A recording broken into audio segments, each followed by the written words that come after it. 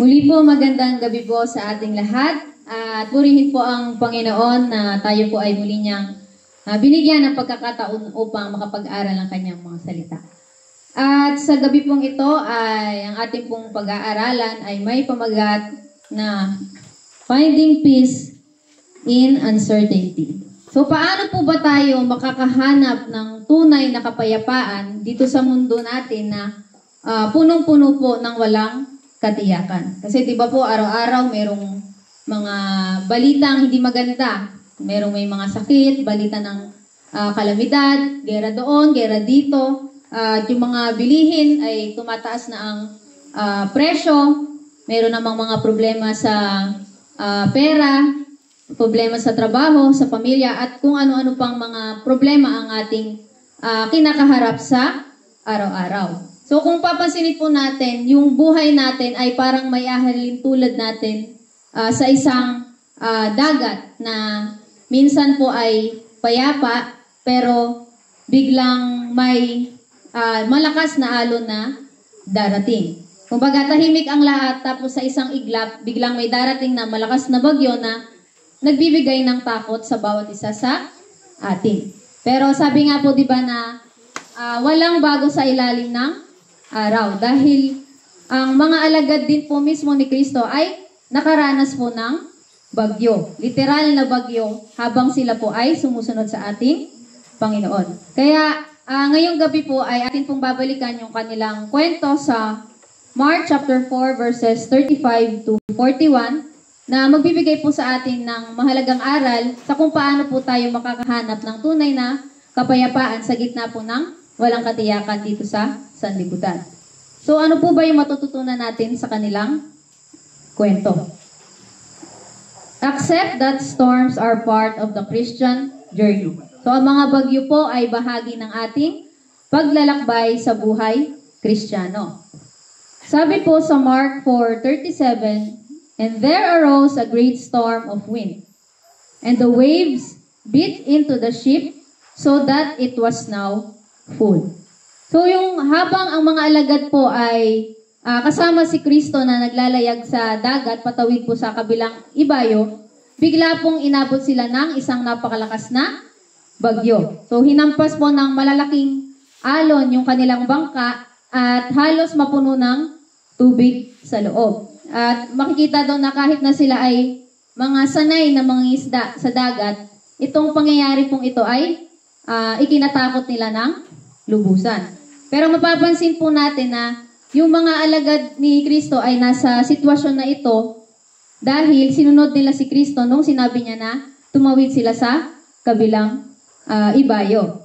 Sinunod nila si Kristo pero makikita natin na nakaranas pa rin po sila ng bagyo. So minsan po kasi di ba napapatanong tayo bakit kaya nangyayari to sa buhay natin samantalang sumusunod naman ako sa kalooban ng Panginoon. At minsan pa nga di ba kapag kung kailan sumunod tayo parang mas maraming pagsubok yung dumarating sa atin. So sa kwento pong ito po ay patunay na bahagi ng ating paglalakbay bilang mga Kristiyano yung mga bagyo o yung mga pagsubok. At yung pagsunod po sa Panginoon ay hindi siya nangangahulugan na kapag sumunod tayo ay hindi na tayo dadanas ng mga pagsubok, hindi na tayo mabibigo, or hindi na tayo mawawalan ng mahal sa buhay natin. At hindi na tayo dadanas ng paghihirap. So hindi po tayo exempted sa mga pagsubok bakit sumusunod tayo sa Panginoon. Pero binibigyan niya po tayo ng kalakasan para ito po ay ating malapasan.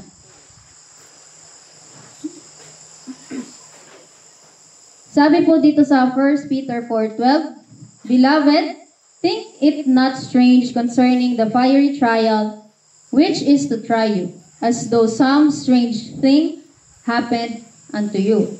At sabi pa sa John 16:33, "In the world you shall have tribulation, but be of good cheer, I have overcome the world." So dito, makikita natin na hindi na po tayo dapat na magtaka pa sa mga pagsubok na pinagdadaanan natin na para bang ito po ay kakaiba o hindi pangkaraniwan. Dahil sabi nga dyan na talagang dadanas tayo ng tribulation o mga kapigatian o mga pagsubok dito sa sanlibutan. Kumbaga, ito po ay normal sa ating paglalakbay bilang mga Kristiyano. Pero sabi nga ng Panginoon dito na tibayan natin ang ating loob dahil napanagumpayan niya na ang sanlibutan.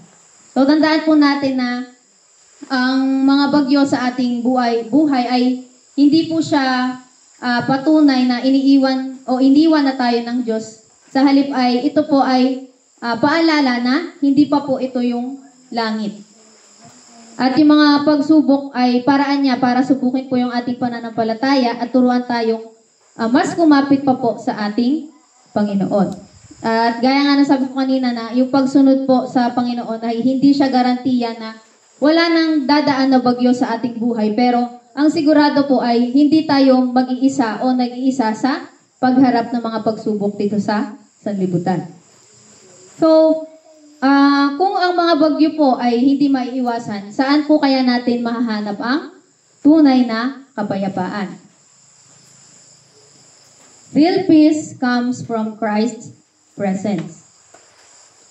Sabi po sa Mark 4:38, and he was in the hinder part of the ship, asleep on a pillow. So imagine niyo po, di ba, yung apakalakas na bagyo, galit na galit yung bagyo, yung mga alagad nagsisigawan na sa sobrang takot at yung bangka nila ay napupuno na ng tubig. At sa gitna ng kaguluhan na yon, anong ginagawa ng ating Panginoon? Sabi diyan ay natutulog, no?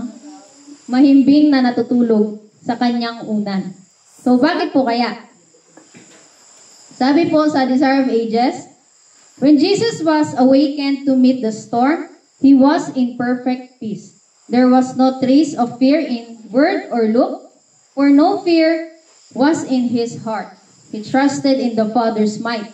It was in faith in God's love and care, that Jesus rested. So, ang Panginoon po, kaya po pala ganun kahimbing yung kanyang pagkakatulog sa kabila ng unos ay dahil ang kanya pong pananampalataya ay nasa ating Diyos Ama. So, nagtitiwala po siya sa pag-ibig ng kanyang Ama, kaya walang anumang pong unos o bagyo yung makakatinag sa kapayapaan na mayroon ang ating Panginoon.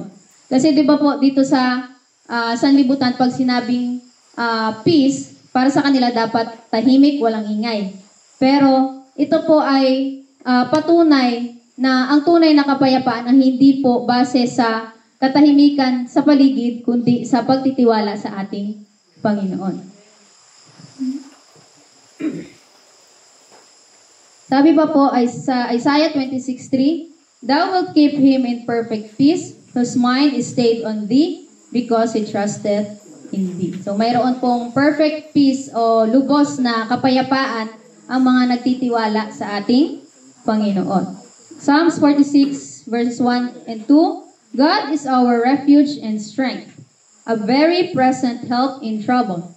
Therefore will not we fear, though the earth be removed, and though the mountains be carried into the midst of the sea. So wala po tayong dapat na ipag-alala dahil ang Diyos po ang ating kalakasan, ang Diyos po ang ating kanlungan at handang saklolohan tayo sa oras ng kaguluhan. Kasi di ba po, minsan, gaya ng nangyari nga po sa disciples na nagpapanik tayo dahil lang nakikita o ang tinitignan natin ay yung lakas ng hangin at yung hampas ng mga alon. Pero kung atin pong iisipin o lagi nating tatandaan na kasama natin ang Panginoon sa bangka na sinasakyan natin sa ating pong paglalakbay dito sa sanlibutan, sigurado pong magkakaroon tayo ng kapayapaan sa ating mga puso, anumang sitwasyon yung ating pong kalagyan.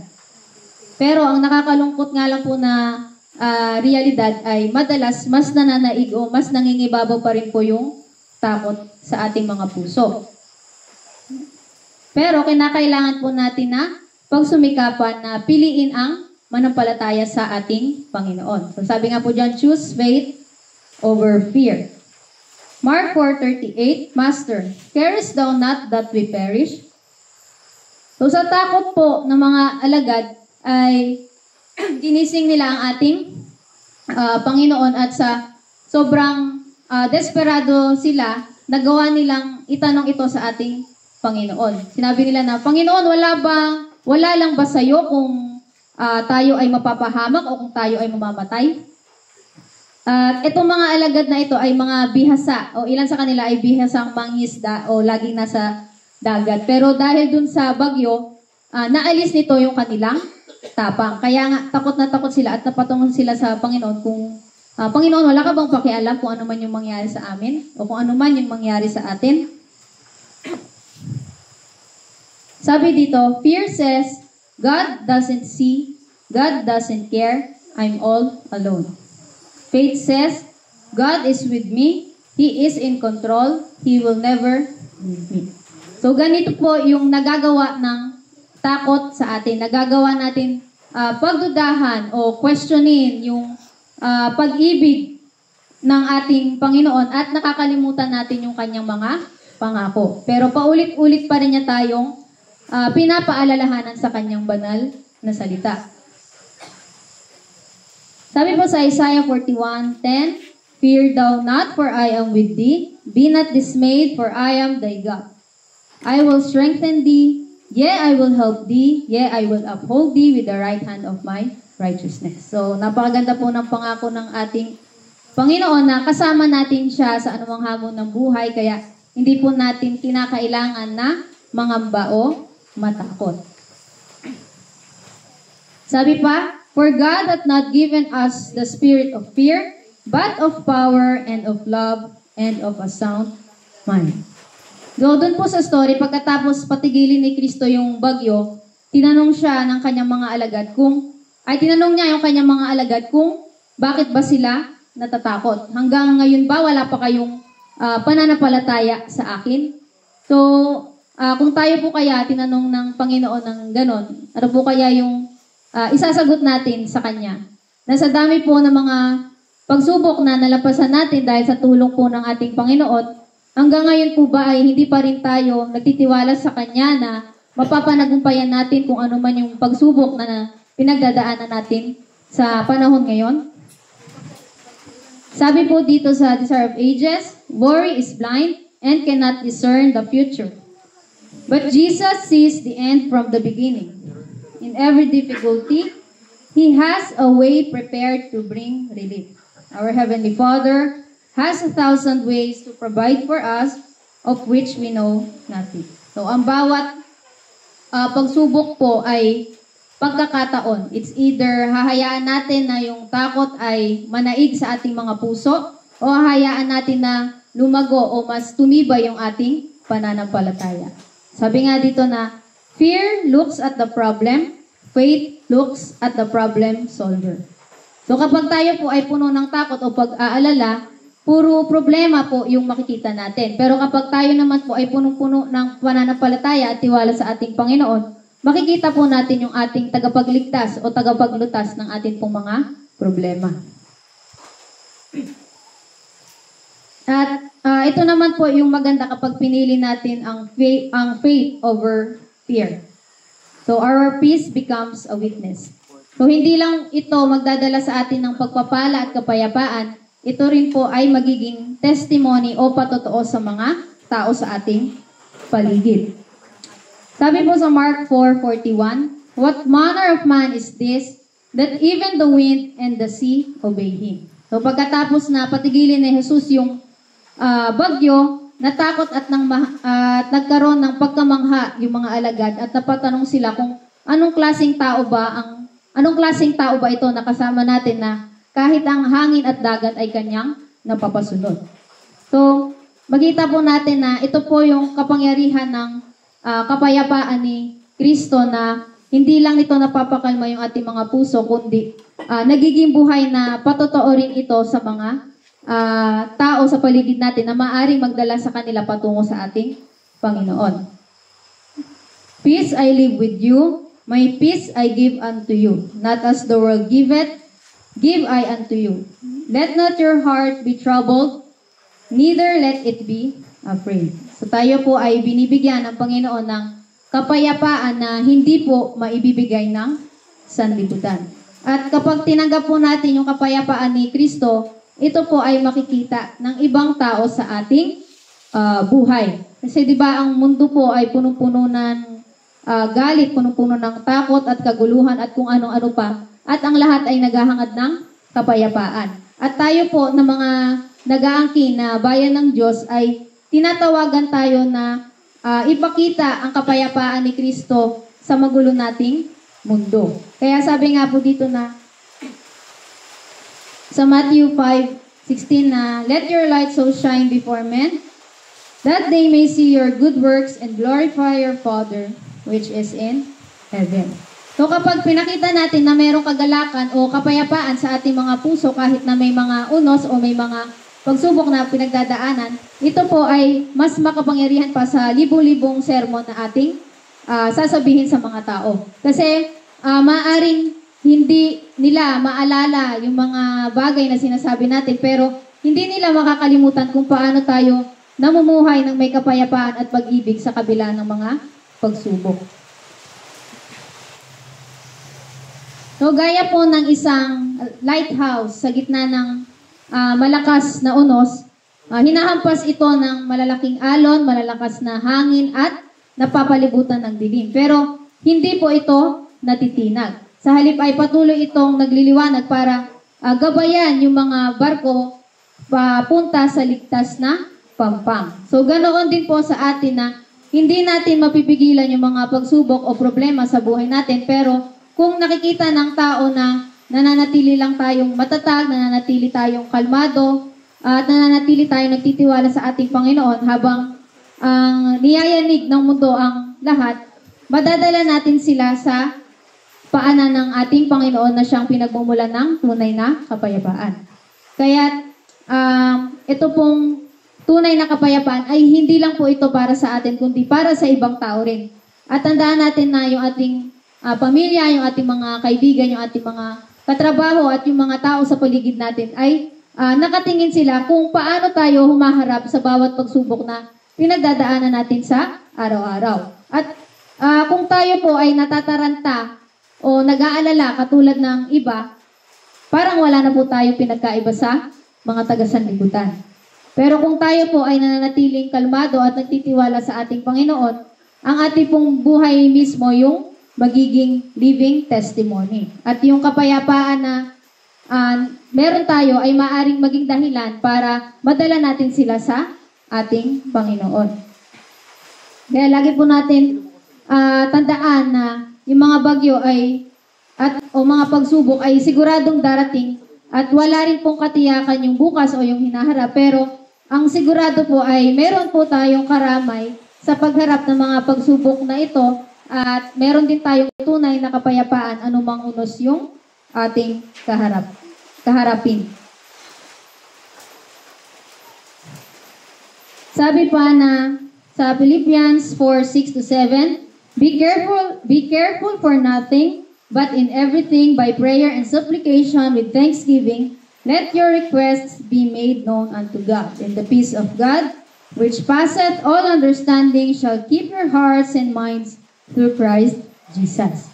So di ba po hindi sinabi dyan na mawawala agad yung mga pagsubok o yung bagyo sa ating buhay, at hindi rin sinabi dyan na pagkagising natin bukas ay wala na tayong problema. Pero ipinangako po ng Panginoon na habang nagngangalit ang bagyo, ang Diyos po mismo ang mag-iingat sa ating mga puso sa pamamagitan po ng kapayapaang hindi mauunawaan ng sanlibutan.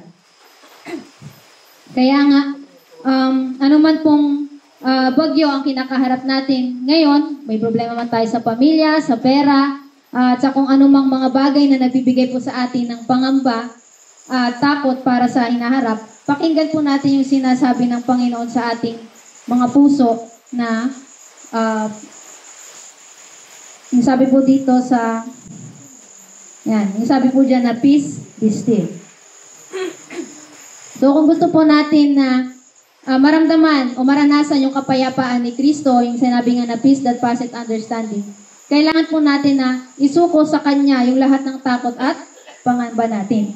At anyayahan po natin ang ating Panginoon sa bangka na ating sinasakyan Dahil gaano man po kalakas ang bagyo, makakasiguro tayo na ang Panginoon po na siyang nagpakalma ng dagat ay siya rin pong magpapakalma ng ating pusong nangangamba o nababagabag. Sabi nga dito na, peace is not found in knowing what tomorrow holds, but in knowing the one who holds tomorrow. So nawa po ay sa gabing ito ay hindi po manaig sa atin ang takot at pangamba, kundi yung kapayapaan po na hindi kayang ipaliwanag ni numan dito sa sanlibutan. So muli po magandang gabi sa lahat at sumaating po nawa ang kapayapaan ng ating Panginoon.